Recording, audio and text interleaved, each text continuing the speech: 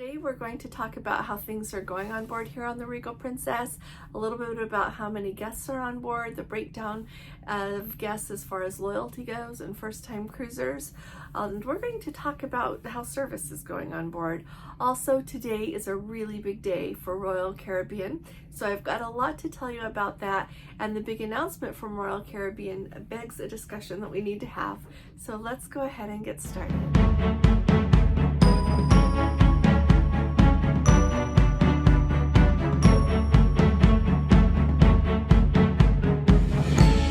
Hi there, this is Allison with Let's Go Travel Tips.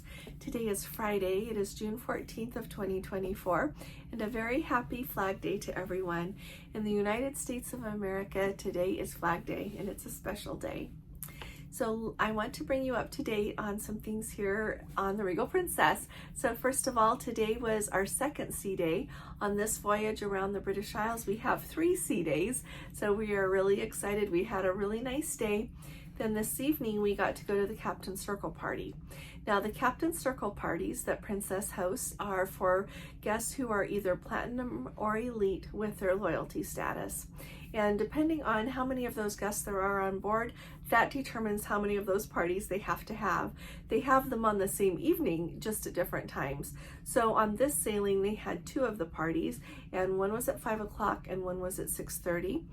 And it happened to be that we were invited to the one at 6:30, as well as the other members of our group who also are platinum and elite. So it was really fun. We got to go at the same time and sit by each other at the party. Now, when you go to one of the parties, you take your invite with you, and if you have that loyalty status on board, usually it depends on the cruise, but they'll bring you the card a few days before the Captain's Circle party so that you can plan on it. You take it with you, and they put it in the champagne bucket, and they do a drawing for bottles of champagne. So make sure you bring your card with you. But then once you come in the door, and on this ship they had it in the Vista Lounge, you come in and they have got officers that are right along there to greet you, some crew members who are there to greet you and welcome you. And then after that, you just go sit down wherever you would like to go sit. And then some of the amazing crew members come around, they ask you for your drink order, and they will also be bringing around some hors d'oeuvres. Now, one of the crew members that came right up to us, big shout out to Nico. He came right over, asked us for our drink order, and he is a Let's Go family member. We are tickled pink to have him with us. He has done an excellent job. I've seen him here and there on the ship and not had the chance to talk to him, but I recognized him as someone that I've seen doing a really good job. So we're really happy that we had the pleasure of meeting him this evening. So in addition to giving you a free drink, it doesn't cost, it doesn't matter if you have a package either. They will also bring around hors d'oeuvres. This evening, the ones that I saw were these round crab balls that had crab filling in them, and they also brought around egg rolls. And so it was really nice. They have the little band up there playing, and it just is a really nice event. And then once they think everyone is there who is going to come, the cruise director said a few words, and then another crew member took over. The captain was actually excused from our party. It's usually a really big deal that the captain comes because you can get your picture with him, but was not able to come because, as they have said, we are sailing into adverse weather. And so the weather this evening has been, all day long, it's been overcast. And this evening, though, it has gotten very this afternoon, like late afternoon, it started to get really foggy. We've heard the foghorn blown, and it's when you go out, I just took a video so that you could see it. When you go out, it's really moist. It's not raining, but you kind of get wet. And so we will see what the weather brings tomorrow. You do feel the ship moving a little bit more. The seas are rougher than they have been thus far on the cruise. It's not really rough, though, by any means. But tomorrow we're supposed to have some rain and some wind while we are in the port there, going up to the Orkney Islands. I will tell you that we've had really beautiful scenery today. Part of the time that we have been sailing along, because we're going up the west coast of Scotland as we head up to the Orkney Islands, sometimes we have been close enough to the coastline to actually see it. It is so beautiful, really beautiful. This is, I think, the first time that I've had this vantage point. It is the first time we've been on this side over here like this, right, Gordon? Mm-hmm. Sailing so that we could see it. And so I'm really glad that we came. Now, back to the Captain's Circle party. After they made that announcement, then they recognized the rest of the officers. They came on up and were up on front and up in the front there, and they very graciously let anyone come up who would like to get their photo with them. So of course we went up, got our photo with them. I'm anxious to see what that looks like. We'll get that at the photo department. It'll show up on our phone hopefully by tomorrow, is usually about how long it takes. And then also they recognize the guests who are the most who have cruised the most days with Princess. They always recognize the 3 most traveled cruisers on board by number of days.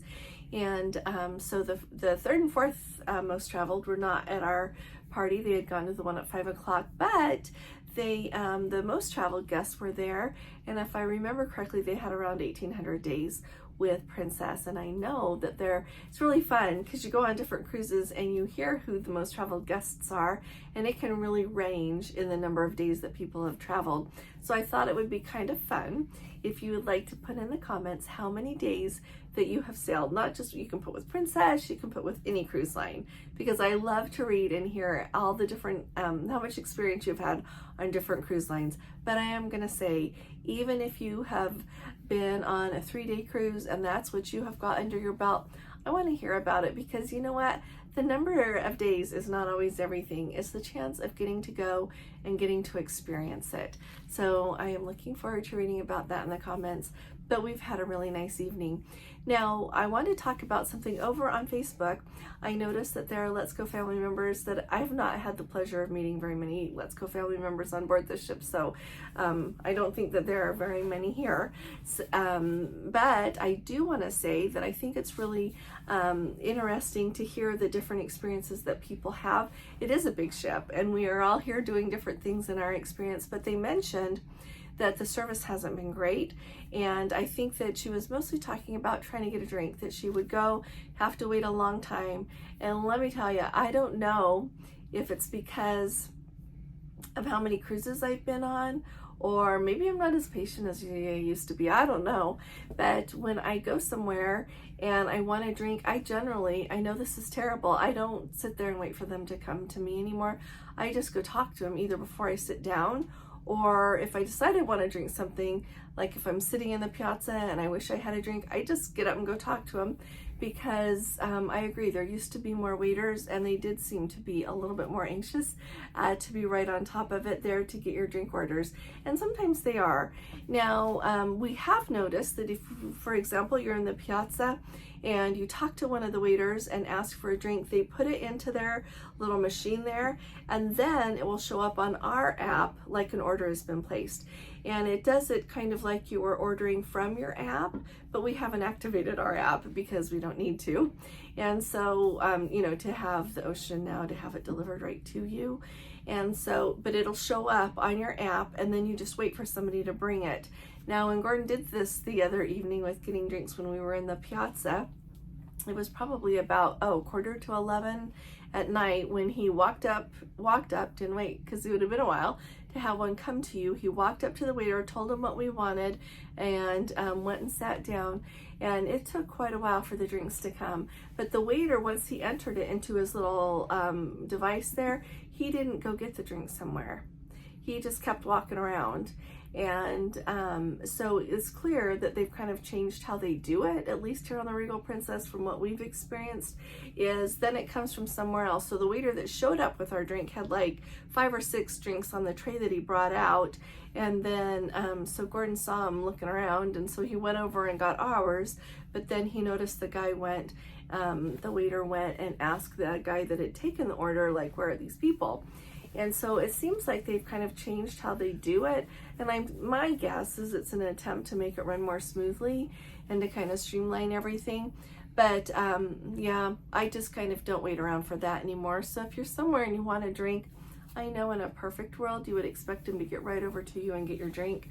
But just get up and go ask them, or try to wave to them, and then hopefully you'll get a drink within the half hour. They also mentioned that at dinner time they will place their order, but nobody really follows up on it. Nobody takes away their empty glasses.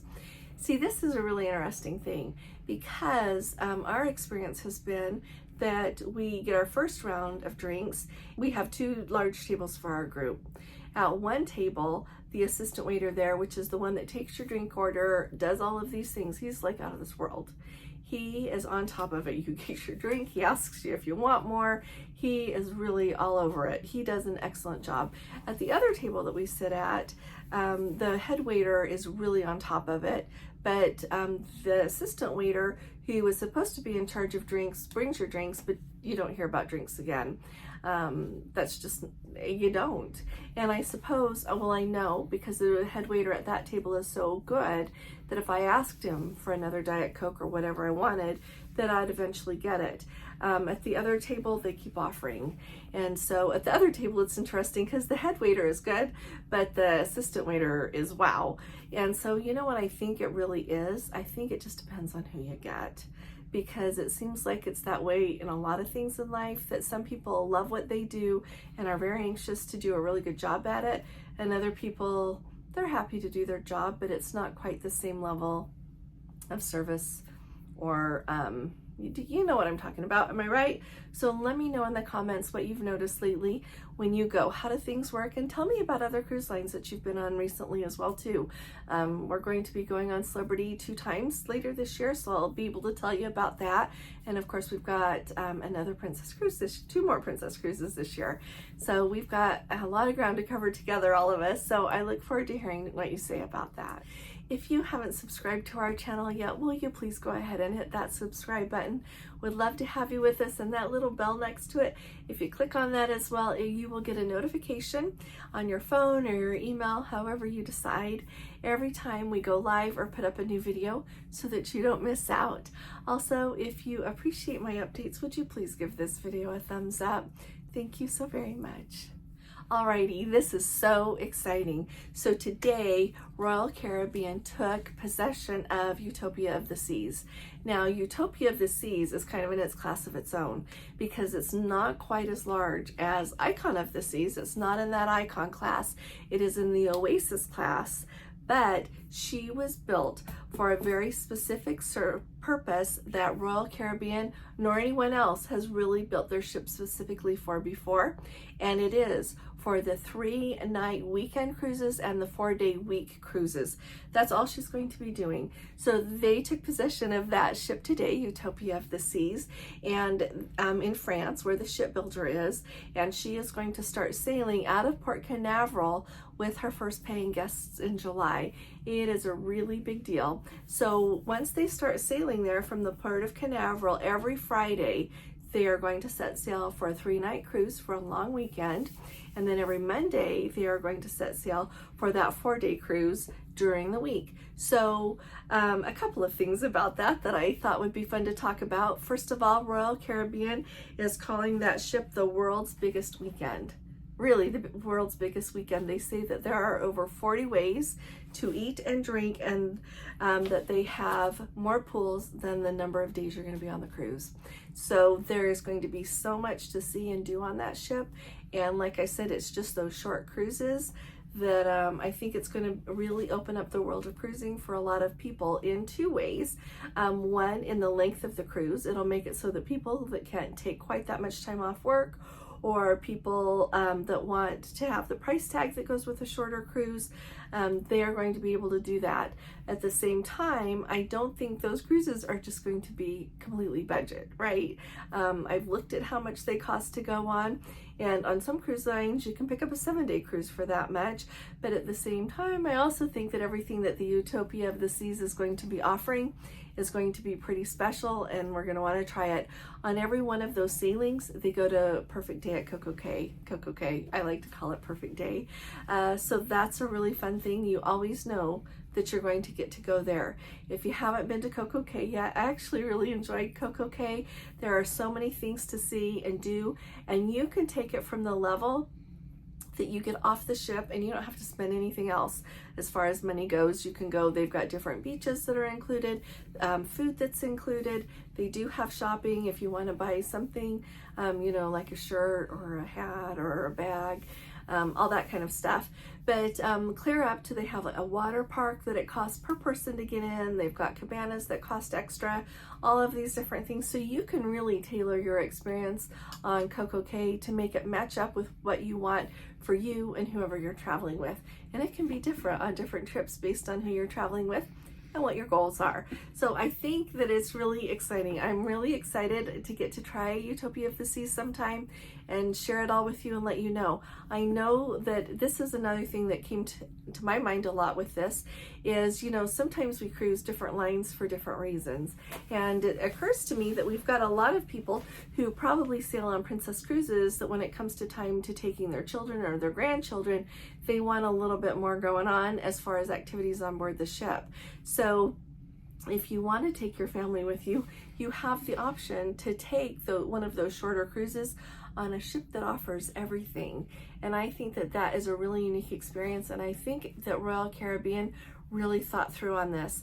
The other thing that really strikes me is in the long run, I really can see this being more affordable for a lot of people to be able to go and take their families or just them and go for these shorter cruises instead of thinking, you know what, I've got to have at least 7 days off. And if you compare the cruise fare on Utopia of the Seas with Icon of the Seas, Utopia is less expensive and even less expensive than some of the others. So you can have an amazing vacation at a little bit less money. Of course, it's shorter, but it'll work. It'll work out great. And so let me know what you think about Utopia of the Seas, about this new thing that Royal Caribbean is doing with just having them only sail those 3 and 4 night cruises. A lot is changing, and it's really fun to keep up with it all and think of what it means to us and how we can use it in our lives. And so, yeah, let me know if you want to try Utopia of the Seas. And I look forward to hearing from you all in the comments. Thanks for being here with me today. I look forward to seeing you here again tomorrow, and I'll be talking to you all again really soon. You all take really good care. God bless you. Love you. Bye-bye.